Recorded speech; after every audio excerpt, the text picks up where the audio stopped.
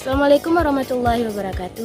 Hai teman-teman, perkenalkan dari kami kelompok 3 dari kelas 4D akan membahas tentang sejarah dari psikologi industri dan organisasi. Teman-teman penasaran nggak? Bagaimana sih sejarah dari psikologi industri dan organisasi ini? Untuk itu, simak penjelasan kami berikut ini. Ya, saya akan menjelaskan tentang psikologi industri atau organisasi adalah cabang psikolog yang menerapkan prinsip-prinsip psikolog dari tempat kerja.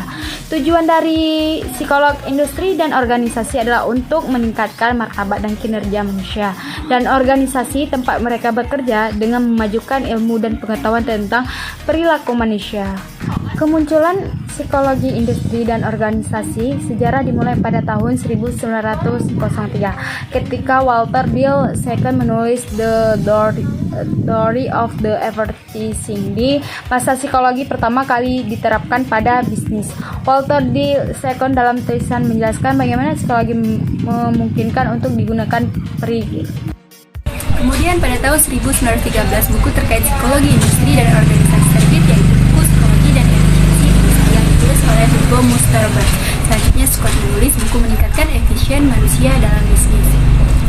Buku-buku inilah yang membuat psikologi industri dan organisasi berkembang dan mulai banyak dikenal orang. Dahulu, istilah psikologi industri ini belum banyak dikenal oleh orang pada umumnya. Pada umumnya itu lebih mengenal istilah psikologi ekonomi, psikologi bisnis, dan psikologi kerja. Lalu ketika Amerika Serikat memasuki Perang Dunia Pertama pada tahun 1917, Scott dan Bingham melakukan atau membantu secara sukarela untuk pengujian dan penetapan lebih dari 1 juta anggota tentara. Wah, sangat hebat ya teman. Kemudian mereka serta psikolog terkemuka lainnya mengadaptasi tes seperti tes Stanford Binet, dan mereka melakukan tersebut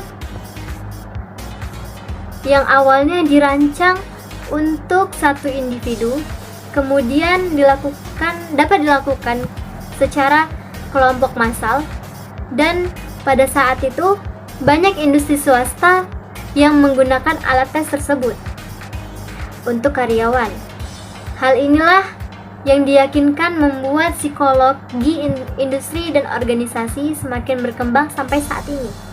Sangat seru ya faktanya. Kemudian selanjutnya akan dijelaskan oleh teman saya.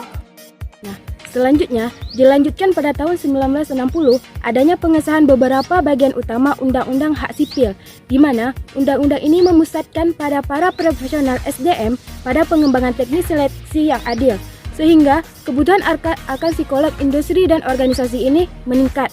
Kemudian pada tahun 1970 membawa langkah besar dalam pemahaman banyak masalah psikologi organisasi yang melibatkan kepuasan dan motivasi para karyawannya. Kemudian pada dekade ini menjadikan perkembangan banyak teori tentang perilaku karyawan di dalam suatu organisasi. Kemudian psikologi industri dan organisasi ini sendiri dikenal dan dikembangkan di Indonesia sekitaran pada tahun 1950-an, dan sampai sekarang ini psikologi industri dan organisasi ini masih dikenal dan dipelajari. Demikianlah pemaparan materi dari kelompok kami, yaitu tentang sejarah psikologi industri dan organisasi. Untuk itu, terima kasih kepada teman-teman semua yang telah menonton video kami.